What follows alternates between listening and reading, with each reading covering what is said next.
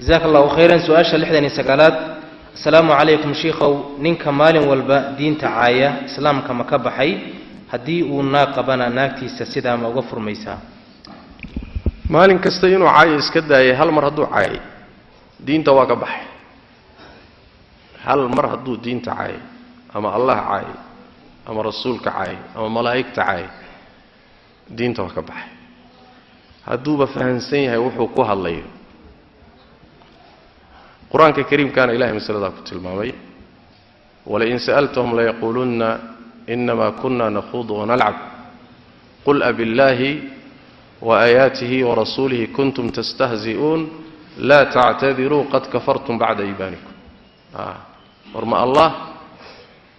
يا آياته سي رسول كيسات كوتشيسيسان أحبها عذر دارنين أواد قالوا ذين بالغير إيمان كذب مؤمنين مركز هيدين كذب دين توات كبحدين ما عاد قالوا ذين إلهي يوت كوتشيسيسان رسول كيسات كوتشيسيسان آيات كيوت كوتشيسيسان ودينتي ruux hadduu diinta cayo diinta waa ka baxaya waana mas'alo culimada islaamku ay isku waafaqsan yihiin laba isla diidan ma jirto ijmaac weey sababtu wax weeyaan ayadoo ficil ahaan gaalnimo ah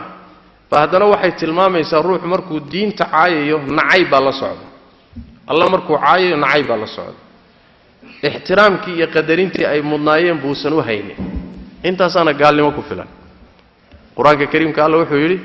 والذين كفروا فتعسل لهم وضل أعمالهم حلو عليه ذلك بأنهم كرهوا ما أنزل الله فأحبط أعمالهم وحي إلهي سود تشيبي كحدين مركز إلهي عمل كودي بابيه هو بيه وقالوا مركا أرين لغو كفتما ماه أرين لغو عيارنا ماه وقال لي ما بنان كتالوه هدو روحو كدعنا markaaba diintu ka baxaya hadduu diinta ka baxana waxa loola dhaqmayaa sidii ahkaamtii murtadiinta dadka diinta ka baxay ahkaamtooda la siinay oo muxuu ahaay gabadh muslimada ma qabi karo qubuurta muslimiinta lagu aasi maayo salaatul janaaza lagu tukan maayo gaalada la ilxaaqinay wallahu a'lam